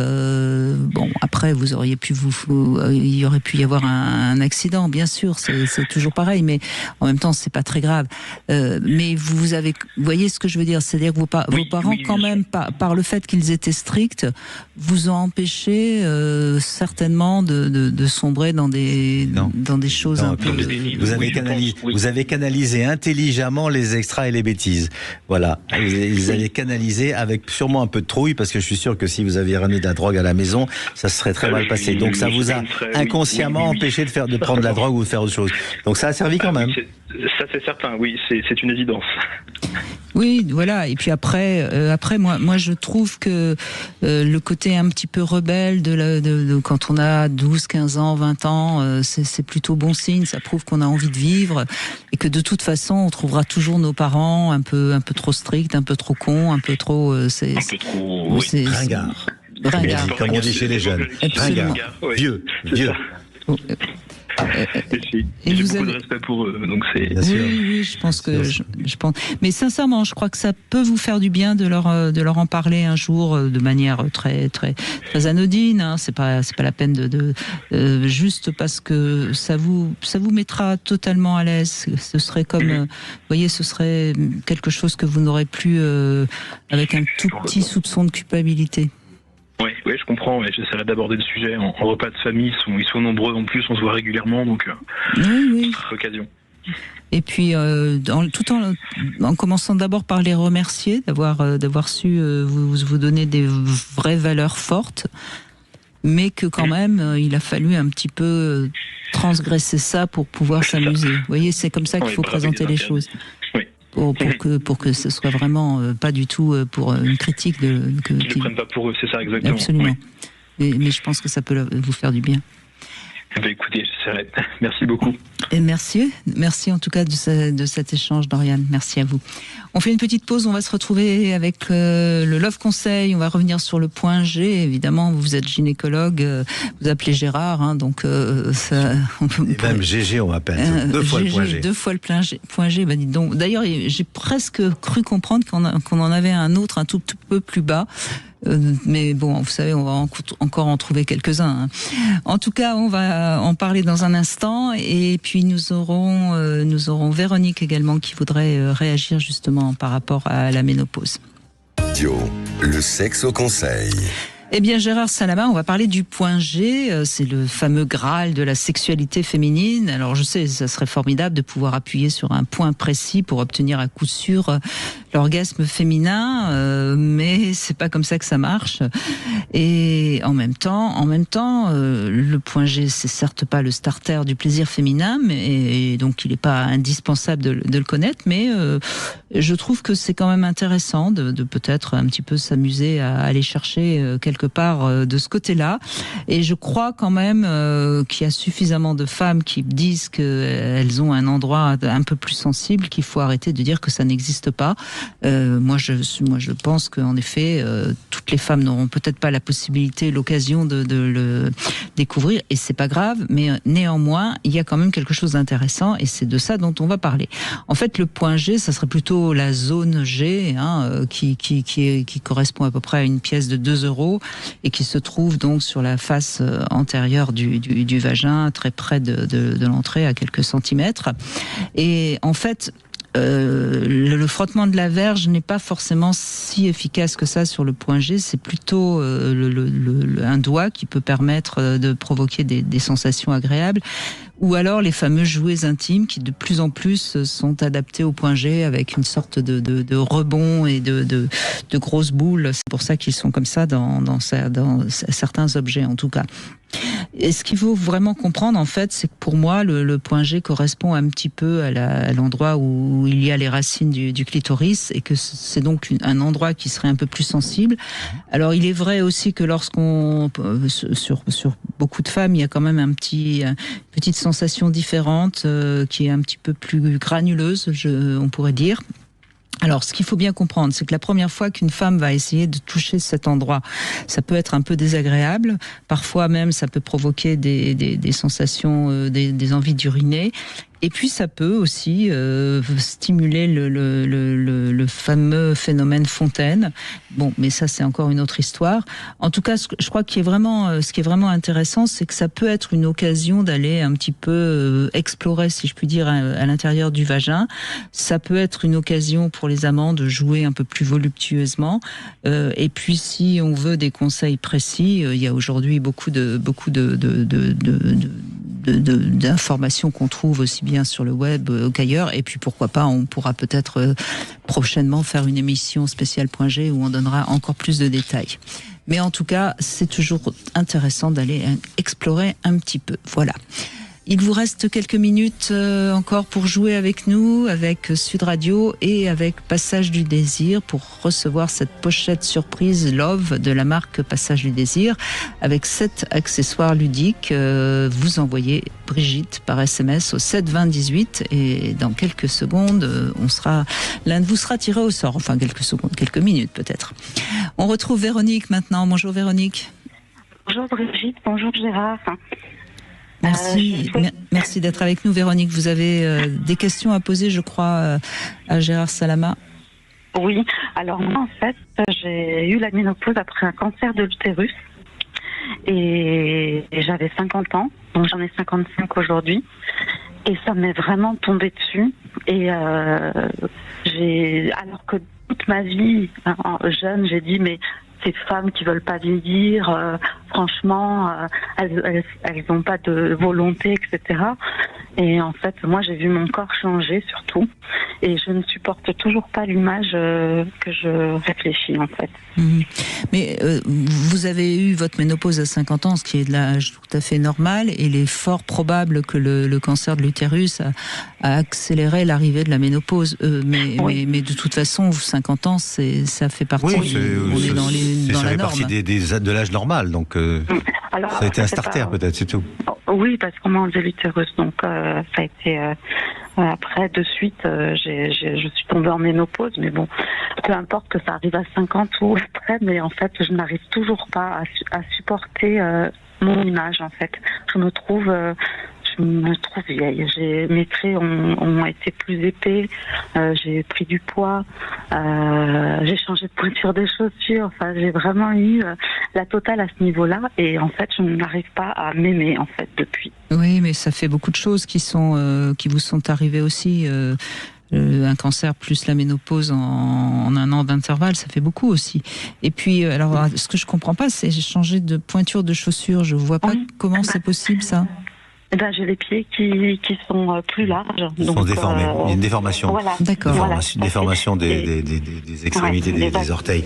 Absolument. Voilà. Bon, on vous a interdit le traitement hormonal après ça? C'était un cancer hormonodépendant ou pas? Oui, c'était hormonodépendant. Après, c'est vrai que je me pose 10 000 fois la question parce que j'ai quand même une insuffisance thyroïdienne. Donc, j'en avais parlé à mon endocrinologue qui m'avait dit c'est mieux que non, quoi. C'est mieux de ne pas faire le traitement hormonal, c'est ça? Ouais, tout à fait. On vous a enlevé bien évidemment les ovaires? Oui. Bien évidemment. Bien, il n'y a pas de contre-indication, votre traitement hormonal? Pas de contre-indication. Non, il n'y a pas de contre-indication, à ceci près quand même. Hein. Comme je dit tout à l'heure, il y a une ménopause et un traitement pour chacune. La première chose, c'est d'abord régler votre problème thyroïdien, je pense que vous l'avez déjà fait. Oui. Donc ça, il est censé ne plus exister.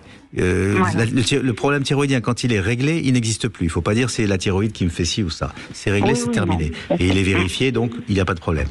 Vous avez droit à un traitement percutané d'œstrogène, 2 ou 3 fois par semaine, sans progestérone, parce qu'il n'y a pas d'utérus, donc on n'a plus besoin de progestérone, ce qui autrefois était considéré comme l'élément du risque aussi. Aujourd'hui, on est à l'aise. Et comme vous n'avez plus d'ovaires, au niveau des seins, tout va bien, les mammographies sont normales. Bon, vous avez droit à un traitement à minima. Moi, je dirais du gel 3 fois par semaine, à petite dose, et ça suffirait d'abord psychologiquement vous faire du bien déjà, parce que vous vous sentez vieillir sans aucune aide. Deuxièmement, réellement, parce que ça suffira à vous apporter un peu de, comme on l'a dit tout à l'heure, moins de sécheresse vaginale, moins de douleurs articulaires, moins d'une peau qui va se rider plus facilement, etc. Je pense que vous verrez avec votre endocrinologue gynéco qu'il n'y a pas de contre-indication. À partir du moment d'enlever l'utérus et les ovaires, avec surveillance des seins, mais pas plus que tout le monde, une fois par an. Voilà. Mais dans votre cas particulier, bien sûr, une fois par an. On vous a fait un test génétique aussi ou pas du tout? Non, pas du tout. Bon, c'était pas obligatoire, mais bon. Non. Donc vous n'avez pas de contre-indication à faire un traitement à minima, madame.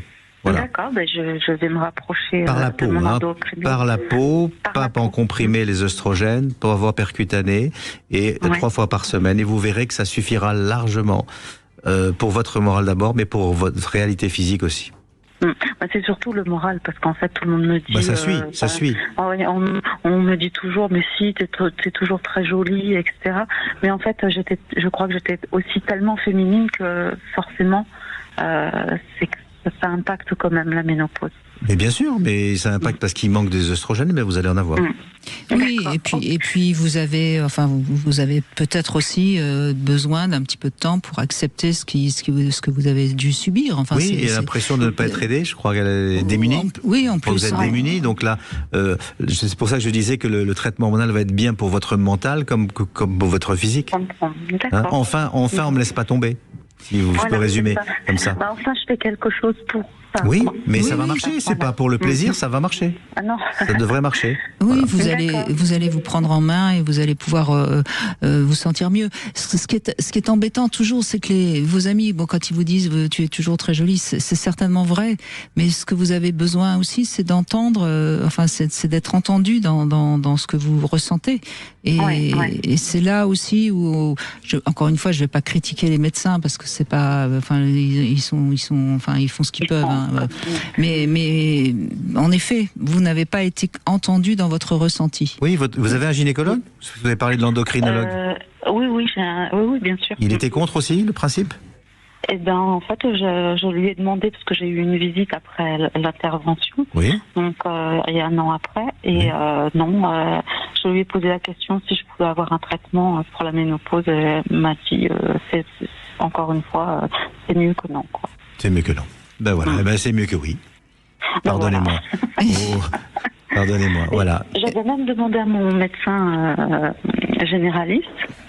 Et pareil, j'ai eu la même réponse. Alors j'ai l'impression que... Oui, parce qu'il y a cette inquiétude des médecins... Pardon, je vous interromps. Il y a cette inquiétude des médecins par rapport au traitement hormonal qui reste ancré. Et encore une fois, c'est leur faute ou pas de leur faute. C'est parce qu'on leur a appris ça pendant de très nombreuses années. Mais à partir du moment où vous enlevez les ovaires, on vous a enlevé l'utérus, au contraire, et qu'il n'y a pas de progestérone dans votre traitement, il n'y a pas de contre-indication. Il faut y aller. D'accord. Il faut y aller. Et je répète, à petite dose. Et par contre, c'est un traitement qui ne peut être que prescrit. Je ne peux pas l'acheter. Bien sûr que non, heureusement. Non. Non, mais je pose la question. Oui. Vous allez trouver un médecin qui va. Mais même si vous allez revoir votre gynécologue et que vous lui dites que vous avez eu des renseignements, c'est pas la peine de citer Gérard Salama, mais de la part d'un J'assume. Vous assumez, bon, très bien. Et puis aujourd'hui, il y a suffisamment comment dirais-je, d'études qui ont été faites, donc vous pouvez vraiment aller revoir votre gynécologue sans aucune inquiétude et lui dire que vous regardez ce qu'on disait après les cancers du sein, on disait surtout pas de grossesse, puisque avec une grossesse vous avez un débit hormonal qui est multiplié par 50 par rapport aux taux normaux d'œstrogène dans le sang, et puis maintenant on autorise dans certaines conditions, bien sûr, pour certaines femmes, des grossesses. On a beaucoup de femmes qui font des grossesses après des cancers du sein. Alors, chez vous, avec un utérus qui est parti d'une part et pas d'ovaire, ou alors, à part le sein, mais pas plus que la voisine. Non, voilà, donc à surveiller. Voilà. C'est très gentil, merci beaucoup. Allez, remettez de l'essence dans le moteur. Ça va aller mieux. Merci beaucoup Véronique, merci à vous. Et puis ça va peut-être aider d'autres personnes qui sont comme vous, avec des médecins, des gynécos qui disent vaut mieux pas.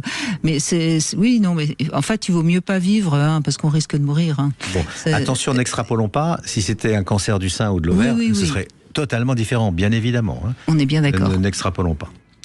On continue dans un instant avec Elisabeth qui a envie aussi de donner un peu de positif aux femmes qui ne sont pas invisibles. À tout de suite. Vous voulez parler à Brigitte Lahaie, 14h-16h, Brigitte Lahaie, Sud Radio. Gérard Salama est avec nous, vous êtes gynécologue et on a beaucoup travaillé pour que les femmes se sentent bien quel que soit leur âge. Et Elisabeth va nous donner un petit coup de pouce également. Bonjour Elisabeth. Bonjour Brigitte. Merci beaucoup d'accueillir mon témoignage. J'ai eu tellement de choses sur lesquelles j'aurais pu rebondir avec toutes les auditrices précédentes. Alors pour aller au vite et au plus direct, moi le jour de mes 50 ans, j'ai fait un anniversaire spécial. Ouais. Et ce jour-là, ce qui m'est venu spontanément, c'était de me dire finalement ma plus belle dizaine, ce sera la cinquantaine. Mais vous le disiez parce que vous aviez un pressentiment, une intuition, ou parce que c'était une manière de l'assumer pleinement? C'était le fait de juste d'être à l'écoute et de me dire pourquoi prendre les choses aussi mal quand on prend de l'âge alors que ça devrait être une libération. C'était un peu mon interrogation à ce moment-là et je me disais ça doit être chouette de prendre de l'âge parce que justement on se défait de certaines obligations. Bien sûr. Et autour de moi, au contraire, je voyais des femmes qui, comme vous disiez depuis le début, qui vivaient pas forcément très bien cette période. Et à l'époque, j'avais mes règles. Un mois après cet anniversaire que j'ai fêté, j'ai appris que j'avais un adénocarcinome in situ, donc des cellules précancéreuses au niveau du col de l'utérus. Donc on m'a proposé, alors j'ai fait 2 conisations, on m'a vivement recommandé une hystérectomie, donc de m'enlever l'utérus, et puis tant qu'on y était, on enlevait les ovaires. Et là, il y a quelque chose qui est sorti, vraiment spontanément, mais du fond des tripes, c'était non. Et je me suis rendu compte à partir de ce moment-là, petit à petit, une découverte de ma part la part féminine en moi, ou je ne sais pas comment dire, mais en fait, moi, j'ai été sous substitutif hormonal pendant toute ma vie, puisque j'ai été sous Diane, pilule Diane et Androcure. Oui. Pour des problèmes d'acné, des problèmes de cheveux, j'étais hyper réglée comme une pendule, mes règles tout le temps, au même moment, etc., etc. Donc en fait, tout ce côté féminin de cycle, etc., de ressenti, jamais rien. J'étais focalisée sur plein de choses dans ma vie, sauf sur moi. Et l'année de mes 50 ans, j'ai ça qui me tombe dessus. Et il y a eu alors tout à l'heure, je crois que c'est votre invité qui parlait de révolution, mais pour moi, c'était une révolution intérieure, une révolution personnelle, où je me suis dit, je veux vivre. Alors moi, j'avais envie il me tardait la ménopause parce que mes amies me disaient qu'elles avaient toutes pris un bonnet de plus au niveau des seins. Et moi qui ai des petits seins, je me suis dit, chouette, alors à la ménopause, je vais enfin avoir de la poitrine. Bon, résultat, toujours pas de poitrine. Et la ménopause, j'ai 57 ans aujourd'hui, je suis pas encore tout à fait, puisqu'il faut 1 an et demi d'aménorrhée, je crois, ou 1 an, après les dernières règles. Donc voilà, moi je voulais juste dire, mon témoignage peut apporter vraiment un élan positif à tout cela, c'est qu'en fait, en fonction de la vie qu'on a eue, vous avez raison Brigitte, si on a une sexualité avant la ménopause, après il y a des chances que ça continue. Moi c'était un peu l'inverse. Avant mes 50 ans, la sexualité était passée au 2e rang parce que j'avais plein de obligations familiales, obligations professionnelles. Et à partir du moment où j'ai commencé à me concentrer un petit peu plus sur moi-même, à chercher à comprendre ce qui m'arrivait avec ce souci de cellules précancéreuses au col de l'utérus, j'ai découvert tout un monde. J'ai découvert la médecine intégrative, l'Ayurveda, j'ai réglé plein de choses au niveau personnel. Votre invité a parlé tout à l'heure de la diète méditerranéenne, en fait. J'ai exploré tout un tas de choses. Vous êtes reprise en main. Ce qui est intéressant quand même, quand on regarde un peu tous les témoignages qu'on a depuis 14 heures, on voit bien, quoi qu'on en dise, que c'est vraiment un cap que passe la femme, avec certaines qui vont le passer très très bien, d'autres qui vont même l'attendre comme vous, Elisabeth, en pensant que ça va être une libération. Moi, je voudrais juste rappeler une chose formidable, c'est en Chine qu'on a ce mot qui est utilisé à la place du mot ménopause. C'est un second printemps. J'aime beaucoup cette image. Et alors, je vais vous dire un secret, je ne suis pas une femme, mais je ressens exactement ce que vous avez dit. Ça veut dire que ça pourrait et ça devrait être une libération. On n'a plus les contingences, comme vous l'avez dit, familiales, les enfants, l'éducation, enfin tout ça. Et il y a beaucoup de femmes qui démarrent une nouvelle vie, comme disent en Asie, comme on le dit en Asie, qui démarrent des nouvelles carrières, et bien évidemment, il faut qu'elles soient pas dans les mauvais symptômes du matin au soir. Donc, si elles sont en plus aidées ou qu'elles ont tout simplement une ménopause tranquille, c'est une libération totale. Il faut le vivre comme ça. Tranquille ou pas. Alors, tranquille ou pas, ça dépend des aléas de la vie. Mais s'il y a des aléas juste de symptômes et de pathologies, on les aide par un traitement hormonal quand on peut. Voilà, c'est tout. Oui, il faut que ce soit une libération. Voilà, c'est une libération pour moi, mais il faut que ce soit une libération. Oui, mais cette notion d'être visible, alors il y a cette notion d'injonction. Enfin, moi, j'ai été, comme je vous disais, sous hormones pendant si longtemps, et là aujourd'hui, je n'ai aucun traitement, rien. Je fais tout à travers mon alimentation, mon hygiène de vie, etc., etc. Et j'ai envie de tout, sauf de dépendre d'autre chose que de moi-même, de ce que je peux accepter pour moi et de ce que je ressens comme être bon pour moi. Alors, j'entends Elisabeth, et vous le savez, si vous êtes assez fidèle de l'émission, moi je suis pas pour les médicaments à tout prix. Je pense qu'il faut juste faire attention. Il y a des tas voilà. Et je pense qu'il faut quand même bien comprendre que plus on va vieillir, plus on va avoir besoin de médicaments. Et si aujourd'hui on vit aussi vieux et on a assez bonne santé pour la plupart des gens, c'est parce qu'il y a quand même des médicaments. Je ne pense pas qu'il y ait grand monde qui a plus de 80, je vais dire 80, mais j'aurais pu dire un autre chiffre, qu'importe, et qui ne prend aucun médicament et qui va très très bien. Donc il ne faut pas non plus, vous voyez, j'entends, et si tout va bien pour vous, mais peut-être que un petit peu de médicaments de temps en temps, c'est pas mal non plus. Il n'y a pas que les choses naturelles qui sont... Voilà, et puis surtout la prévention médicale. La prévention médicale. Ça veut dire que vous faites vos examens, vous voyez ce qui se passe. S'il n'y a pas besoin de médicaments, effectivement, il n'y a pas besoin. Mais Brigitte a raison, tôt ou tard, il y aura quelque chose qui nécessitera des traitements. Mais là n'est pas le problème. Ce qu'il faut, c'est que vous vous sentiez bien, et c'est le cas aujourd'hui.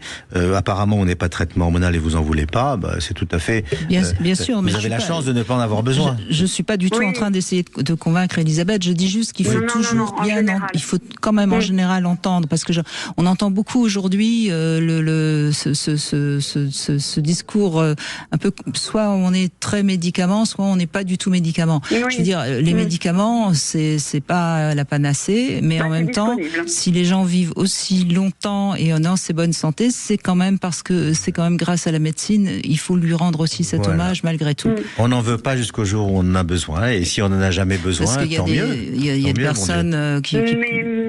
Vous savez, je pense le côté endocrino. Moi, je suis une hypothyroïdienne qui se cache parce que derrière mes examens sanguins, je suis dans la moyenne. Donc, aucun endocrino n'a jamais voulu traiter mon hypothyroïdie, alors que cliniquement, j'ai tous les symptômes de hypothyroïdie.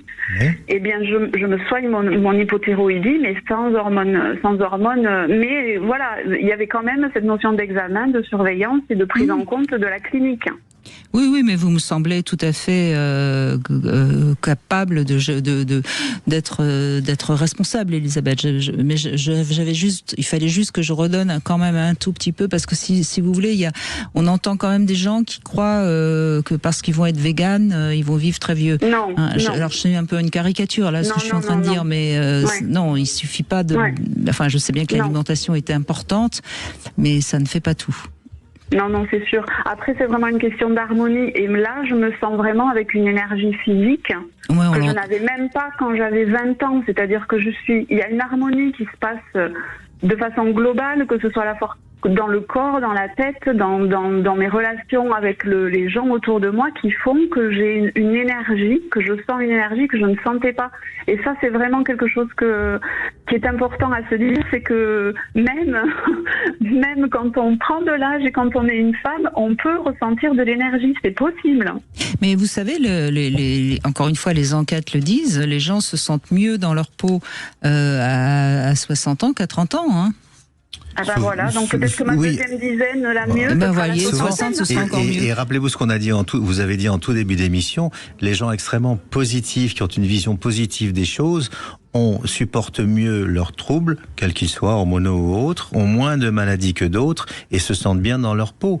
Donc vous faites partie de cela, à mon avis. En tout cas, on vous sent très positive, Elisabeth. Oui, et vraiment, c'est un message que j'adresse à toutes les femmes, parce que voilà, regarder ces rides avec tendresse et douceur, ça change quand même les choses. Et en plus, quand on a une bonne un bon tempérament comme vous, Elisabeth, on a des belles rides. On a des rides de sourire, et on n'a pas des rides de personnes qui font la gueule. Non, mais je plaisante pas. Hein. Vous regardez les rides des gens et vous savez si ils ont plutôt été des bons vivants ou s'ils ont été des tristes. Des tristes. Oui, mais bon, se laisser guider par le sourire, c'est aussi un bon médicament. Absolument. Mais en plus, il paraît que rien que le fait de sourire, ça développe des hormones positives. Oui, et le rire aussi. Le rire. Alors rire encore plus. Encore plus, bien sûr. Mais rien que le fait de sourire. Malheureusement, la vie ne se charge des fois de ne pas nous faire toujours rire. Oui. Ça, c'est un autre problème. Mais quand on peut et qu'on a cette chance, on va pas rire. Positif. On va pas rire à un enterrement. Je parle de positivité là. Quand on a cette chance. Oui, allez-y, Elisabeth. Du coup, j'en profite parce que je suis toujours en train de chercher une explication à mon alopécie qu'on m'a dit androgénique.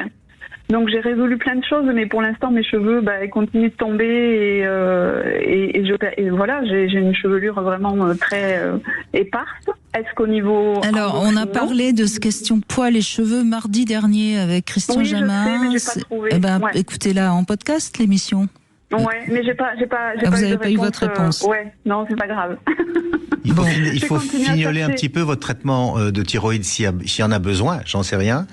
Ouais. Ça peut être par rapport au dosage. Il n'y a pas que la TSH, c'est-à-dire le truc classique qu'on fait, l'hormone thyroïdienne globale. Il y a aussi les autres sous-hormones, on va dire. Il faut bien vérifier ça parce qu'on passe souvent à côté. Ça peut être une cause. Il faut vérifier votre fer aussi, bien sûr, dans le sang. Ça a dû être fait. Et puis vos alopécies androgéniques, comme m'a dit Brigitte, il faut écouter l'émission de Jamin, du docteur Jamin. Voilà. Il n'y a pas d'explication toujours rationnelle. Ouais, c'est ça. Bon, en tout cas, je ne la mets pas sur la ménopause, certainement pas. Non. En tout cas, merci Elisabeth de cette bonne humeur.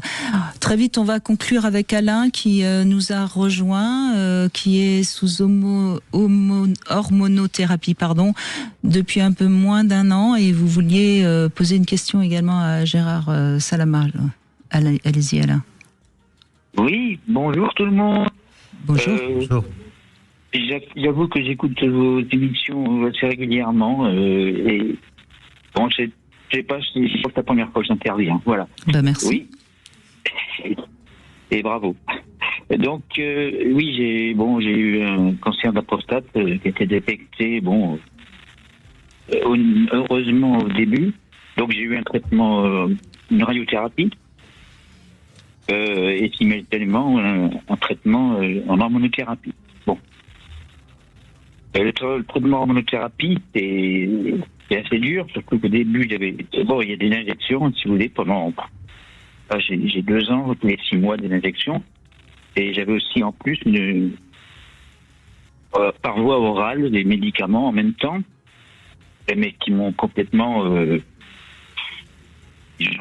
réduit à l'état de larve, pratiquement, je ne pouvais plus rien faire, j'avais plus d'énergie, j'ai perdu une masse musculaire, j'étais sportif, ce traitement, avec mon oncologue, on s'est mis d'accord, au bout de 3 mois, je lui ai dit non, je ne supporte plus, et il a accepté d'arrêter la voie orale. Mais j'ai toujours mes injections à suivre encore c'était normalement pendant 2 ans. Vous avez une injection de quoi? De décapeptyle? Oui, c'est un décapeptyle, oui. D'accord. Du coup, j'ai une testostérone qui est descendue à des niveaux quasi nuls. Et finalement, j'ai une perte de une perte de masculinité. Vous n'avez plus de libido, ce qui est un petit peu normal, je crois. C'est complètement normal parce qu'il a eu un traitement anti-androgène par voie orale, qui est un schéma un peu classique, qu'il y a eu de la radiothérapie qui n'arrange pas toujours les choses, en tout cas à ce niveau-là. Et il y a aussi après le côté psychologique. Et enfin, il y a le décapeptyle qui continue, qui est quand même qui freine les sécrétions hormonales hypophysaires.